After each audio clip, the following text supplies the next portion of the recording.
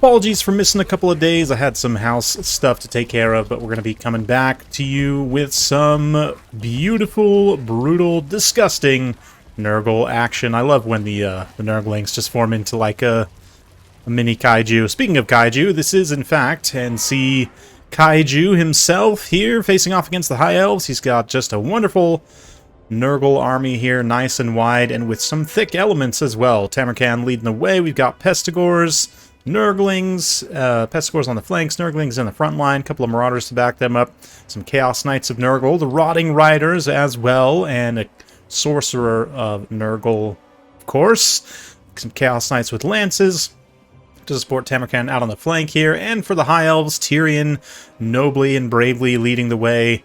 He's got a Mage of Shadows, nice interesting choice, looking like Penumbral Pendulum and Melkos Mystifying Miasma, a couple of Oceanids to defend the flanks. He's got a couple of Dragon Princes as well, including the Fireborn, and a few Archers for some ranged poke. These are all just regular Spearmen, right? Yep, no Silverin Guards hiding in here. And let's see how it goes. Tyrion going to get very brave and throw a little Sunfang there. Decides to nope out of that cast and pop Stand Your Ground instead. Is going to leave that ability on cooldown for the time being, but hopefully won't come back to cost him too much. Kaiju getting quite aggressive, pushing up the flank here with the Toad Tamur. Going to take a momentary duel here against Tyrion. Oh yeah. Tiny little Tyrion very swiftly will disengage there. We get some Dragon Princes and a straight-up engagement against the Chaos Knights. A relatively even engagement, at least until Tamur shows up. That is going to swing things very decisively in favor of Chaos. Of course, with the poison as well, these Dragon Princes are going to have a hard time getting away from the Knights out on this flank, so nicely done there, supporting with Tamur. The Rotting Riders, quick hit-and-run charge, are going to pull away and try and draw these Spearmen and Oceanids into the Pestigors, also supporting on that flank. We get a nice big frontline engagement underway as well. The Nurglings, ooh, having some issues with my mouse today. Yeah, Nurglings get absolutely pincushioned by Archers, are very quickly going to start to crumble out. Chaos Knights Lances also not wanting any of the smoke of the Fireborn. They're going to pull away as best they can, but the Pestigors here actually are a decent choice for the Oceanids. That armor-piercing damage. Well, I guess not armor-piercing. They actually need magic damage, which they lack, but that's okay. Still a nice support unit to have in a situation like this. And the Rotting Riders and Chaos Knights kind of switching places here, cycling in and out of this engagement very efficiently. Right now, the Oceanids are holding quite well with the spears. It's a nice defensive combination for the High Elves to try and hold out here. But yeah, those Dragon Princes got absolutely savaged for relatively little value. That said, the Archers are quite safe right now. Tamur obviously very big target, a lot of HP, but can take massive damage from all these arrows. So right now, the High Elves not really focusing on him. It seems like they're kind of just on fire at will at whatever targets, but a decent breath attack. Doesn't get the best contact here on the Fireborn, but at least gets that minor debuff. It's not going to be enough to save the Chaos Knights here, but at the very least it'll kind of delay them losing. Hopefully enough for the Rotting Riders to get a brutal rear charge into their Regiment of Renown elite cavalry counterpart. Yeah, that'll be a quite good anti-large armor-piercing damage. The Rotting Riders also have magic damage to cut through the physical resistance of the Fireborn. So, both players getting some value there. Yeah, the Chaos Knight's quite an expensive unit to be losing out in that engagement. But the regular Dragon Prince is also in a rear charge. Can do some pretty decent damage. The Rot Riders don't have the most armor. They've got quite a bit, but only 100. I say only 100 is enough that the Dragonborn can get some decent contact on a charge, but Archer's very quickly going to be run down by Chaos Knights. Tamur also getting in there, using his anti-infantry bonus to great effect. The Terror also kicking in for the High Elf Archers, and yeah, the Oceanids somewhat won out on the far side. No idea how that Archer ended up all the way over there, but they're now going to get a pretty clean firing solution, get some arrows into Tamur. And yeah, for Lore of Nurgle here, we've got just Fleshy Abundance, so looking to heal some of these expensive targets, like Tamur or the Rotting Riders, who managed to mostly win out this engagement. Fireborn get terrified away.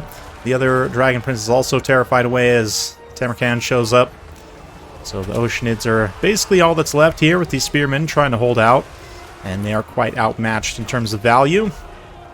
Tamur can also. Do Toad Dragons have magic attacks? I forget if they have magic attacks base, but he does at the very least, with the Black Cleaver active at least, which means he can come in and deliver a couple of huge strikes to those Oceanids. Coming to do safety inspection. Anyway. Yeah, some of you will get that. Marauder is also moving into the back line, chase down some archers. Great use of them. Tamarkan looking like he might want to move into support. Got to be careful, though. Tyrion's still very healthy. Got incredible combat stats, has quite a bit less HP than Tamarkan, even with the damage he has taken. But, ooh, we're going to see a nice breath attack here. Yeah, the breath attack from the Toad Dragon does some pretty solid damage. It's not the most damaging breath in the world, but that little debuff is pretty nice as well. Does affect reload skill, actually. Not that it'll matter too much since the archers are in melee, but interesting to note nonetheless. Balance of power still pretty close, mostly due to the characters of the High Elves still being quite healthy. And these Oceanids also can still get some work done. Maybe the Spearmen all move together to support Tyrion in a late game engagement against Tamarkan. Right now he's got the Favored Son active to give extra melee defense and damage resistance as he gets chased by Tyrion a little bit. Still going to take some damage through that process, but a big Overcast Fleshy Abundance hits all these cavalry here, which some of them have lost quite a few unit models, but still should be fairly efficient. Not do too much overhealing here. Maybe this knight kind of gets some healing wasted just because their model count is pretty low. Same thing actually on this other unit over here. Their model count is relatively low, so they don't actually get the full benefit from that, but the weakened Chaos Knights are going to charge over, get hit by the Fireborn, and probably just lose that engagement. They'll do some damage in the process, but I didn't quite get enough healing for it to make the full difference. Yeah, Fireborn, incredibly tanky, incredibly strong unit. Even at relatively low numbers, can fight other weakened units very well. Maybe? No, it looks like maybe the Chaos Knights actually carry the engagement in the late game there. Tamarkan also might need some carrying. Tyrion is consistently just chasing him, doing some great damage. Tyrion, of course, incredibly fast on his horse. Yes, 81 speed, even with exhaustion. Down to 69 with poison is still fast enough to keep up with the Toad Dragon, as long as it's not doing charge animations. But yeah, Chaos Knight's going to be thrown in to screen Tyrion here, and Balance Power now reflecting a little bit more accurately the battlefield situation. Rotting Riders got some pretty good chunks from those Oceanids. They are heal capped though, so got to be a little bit careful. Of course, Tamarkan has his Execution, which means that he will get a big healing burst and also do a ton of direct damage to Tyrion if he gets too low. That being said, Tyrion does have the Heart of Avalorn as well, so we'll see if that ends up coming into play here. It's possible the Heart of Avalorn, you know, doesn't because of army losses. That's something that is a danger when taking Tyrion. If he is the last thing left alive and he gets low, he might just rout, even with Heart of Avalorn, potentially providing him some healing. But right now, surrounded by Rotting Riders, a little bit of a tough situation. He's going to be taking some HP damage as he fights back. The heal cap means that any damage he does is going to be pretty important at this late stage. Yeah, the Mage of Shadows also tossing out some Melkoth's Mystifying Miasmas, potentially. Penumbral Pendulum, not the most efficient AoE damage spell at this point. I probably would actually switch it for Pit of Shades for most purposes.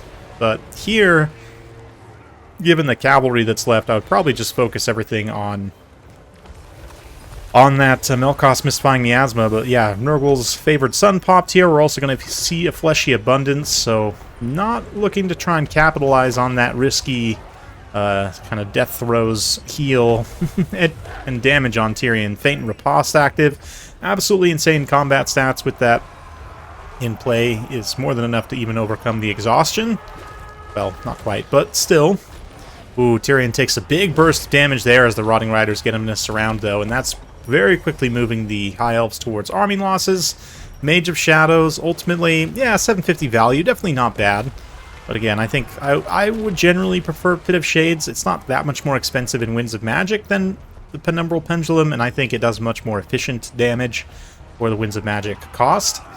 Especially against stuff like Cavalry. Penumbral Pendulum basically does nothing to Cavalry here. And, I mean, granted, you can't always guarantee that Nurgle is going to go with a Cavalry-based build, but I think it's generally a good idea against the High Elves. They still don't have the best AP tools, the High Elves, and so these heavily armored knights get in there and get some pretty good work done, especially with the support, or supporting Tamarkan.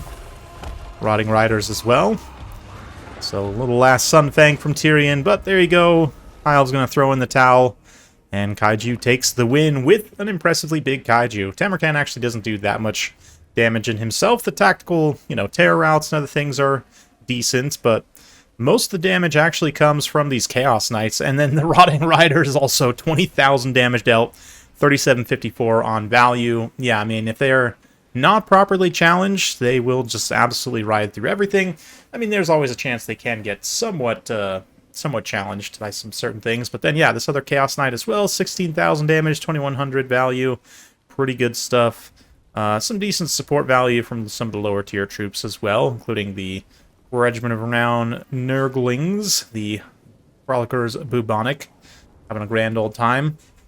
Tyrion gets massive value. He's probably a good choice in quite a few matchups as long as you use him well. Can sometimes get thrown away, but here he was able to hunt Tamarkan relatively well. Didn't quite finish him off. The Oceanids also, I like the pick in this matchup, actually. I think it's pretty solid.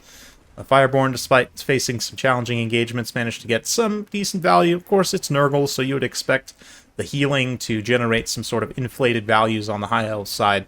But you still got to do the damage, right? And ultimately, like, where did it fall short for the High Elves? I think just not having necessarily the right tools to deal with the Rotting Riders. Like, besides the Fireborn here, not a lot of this is going to really challenge them. So, like, there's a lot of defensive elements here, and then the damage is primarily coming from these 2 cavalry, 3 archers, and then Tyrion. And then, like we discussed, I think from a spells perspective, there's better options. I mean, High Elves, of course, have tons of options, right? You have all the common lores of magic, so there's so much to choose from here. It's hard to really know what's best.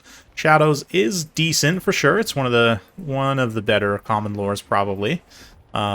But yeah, Pit of Shades, 15 winds of magic. It's 100% armor-piercing damage, and as a stationary vortex, it'll keep damaging units that are inside, of course, for the 13-second duration, whereas Penumbral Pendulum, big burst, only 50% AP, though, and it's in a line. It's going to do less damage to cavalry, certainly. 12 winds of magic, so not a huge difference between these two. It's an extra 50 gold to take Pit of Shades as well. I just think, yeah, if you're up against a faction, Nurgle either way, whether they're going with cavalry or they're going with more of a static build, I think Pit of Shades is probably going to be a better choice kind of regardless. Of course, Lore of Metal is also a great choice if you're really expecting cavalry. Searing Doom and Final Transmutation both are very, very good against cavalry units. Light exists. Maybe if you're really trying to do something with net, Shim's Burning Gaze is also not too bad, but White's Light, I should say, is one of the worst common lores, maybe. You could try and go for healing and take, some regrowth to heal for the Fireborn and whatnot. That's maybe a little bit more of a boring choice. Of course, High Magic also offers some healing and some damage, but generally not super efficient. Heavens is decent right now, but also, there's probably better options. Fire is a really good one. Fire is also probably one of the, Fire, Metal, and Shadows, I would say, are probably the best common lores right now. Death is still a pretty reliable choice, but I also just kind of find it to be kind of boring.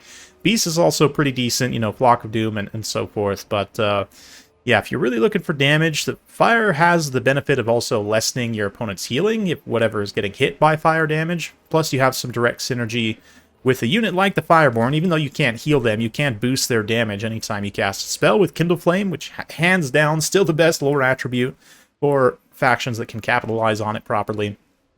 But anyway, that's it for today. Hopefully you enjoyed. If you like this sort of content, be sure to like, subscribe, hit that bell notification. Every time I upload a new video, you'll be notified. Thanks again. We'll see you next time.